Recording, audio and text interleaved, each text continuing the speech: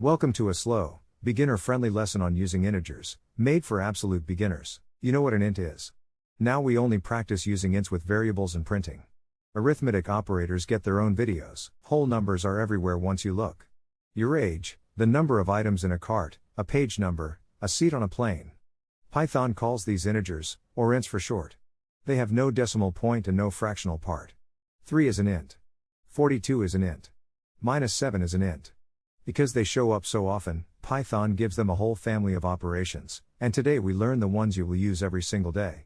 Whole numbers everywhere. An int in Python is not just storage. It is a tiny calculator waiting for instructions. You already know the symbols from school: plus, minus, times.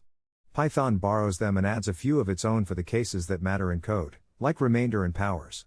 The ideas are familiar. Only the symbols are new. Let us walk through them one at a time, with real numbers you can read out loud. Familiar ideas, new symbols. Every count begins at 0. It looks empty, but 0 is a perfectly good whole number and one of the most important ints you will ever write. In code we start almost every count from 0, not 1. Remember that. It will explain a great deal later on. Every count starts at 0. Addition and subtraction look exactly like school. Plus and minus, with numbers on either side. 7 plus 3 is 10. 7 minus 3 is 4. Subtract a bigger number from a smaller one and Python happily gives you a negative result, -2, because ints can be negative. You can also update a value in place. If you have 5 apples and add 2, the variable now holds 7. That pattern, take a variable, change it, store it back, is one of the most common in all of programming. Plus and minus, exact. Multiplication uses the star symbol. 6 times 4 is 24. 7 times 7 is 49. It is exactly the times table you remember. Multiplication shines when a quantity repeats. 8 hours a day for 5 working days is 40. Python computes it instantly and never makes an arithmetic mistake. Whenever a fixed size repeats a certain count of times, multiplication is the natural tool, and with ints the answer stays a clean whole number.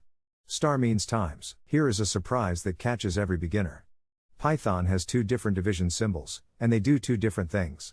One gives you the exact answer, including any fraction, and that answer is a float, a number with a decimal point. The other throws the fraction away and gives you only the whole part, staying an int. The choice exists because both are useful, but you must know which one you are asking for, or your numbers will quietly become the wrong type. 2 slashes, 2 meanings. Picture a table full of numbers, rows and rows of them. That is how the world looks to a program. Quantities, totals, positions, counts. Whole numbers are the rows in that table. The clean whole values underneath almost everything a computer tracks. Rows of clean numbers. The single slash is true division. It gives the mathematically exact answer, fractions included. 7 divided by 2 is 3.5. Here is the important part: even when the numbers divide evenly, the result is still a float. 8 divided by 2 is 4.0, not 4. The .0 is your clue. True division always returns a float, every single time, with no exceptions. That is its rule. Single slash, always float. The double slash is integer division. It divides and then throws away any fraction, keeping only the whole part. 7 double slash 2 is 3, because 3 goes into 7 3 times and a bit, and we drop the bit. 17 double slash 5 is 3. You use this when you only care about how many whole times something fits, like how many full weeks fit in a number of days. The answer stays an int. Double slash keeps wholes. The percent sign is the modulo operator, and it gives you the remainder. 7% 2 is 1, because 7 divided by 2 leaves 1 over. 8% 2 is 0, because 8 divides evenly.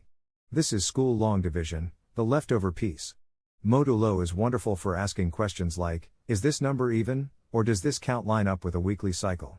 Whenever you need what is left over, the percent sign is your tool.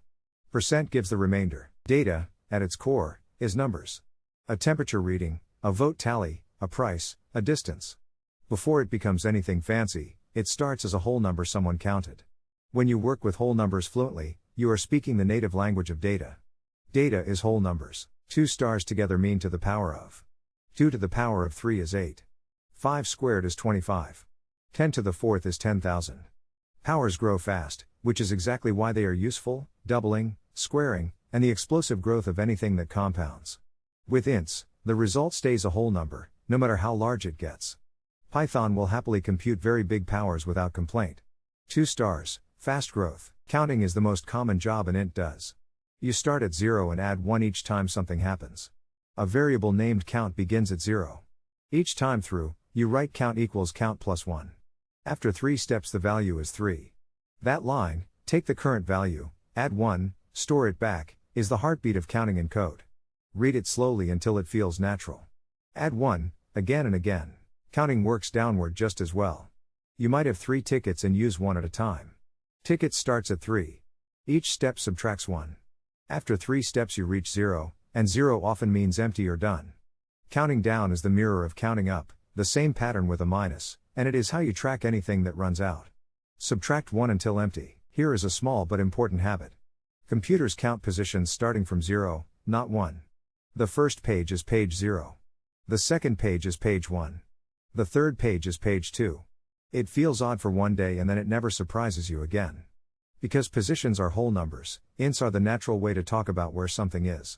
Hold this idea, counting from 0, because it returns in almost every later lesson. Positions start at 0, whole numbers scale without limit. 10 users, 10,000, 10 million.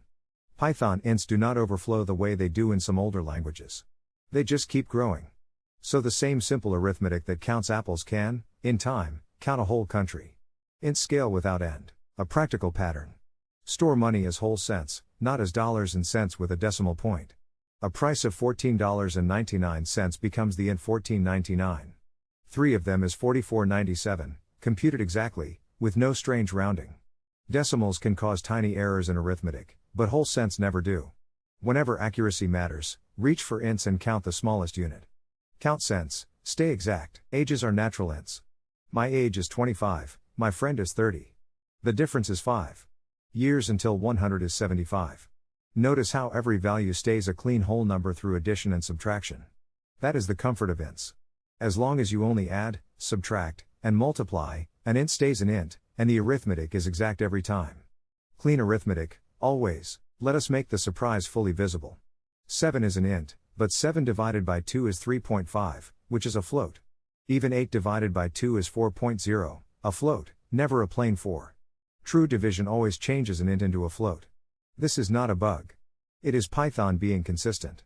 If you need the result to stay a whole number, you must reach for the double slash instead. Slash always gives float. Adding, taking away, splitting into equal parts, finding what is left over. These 4 moves are almost the whole of working with whole numbers. Master the symbols behind them, and you have unlocked the everyday arithmetic of programming.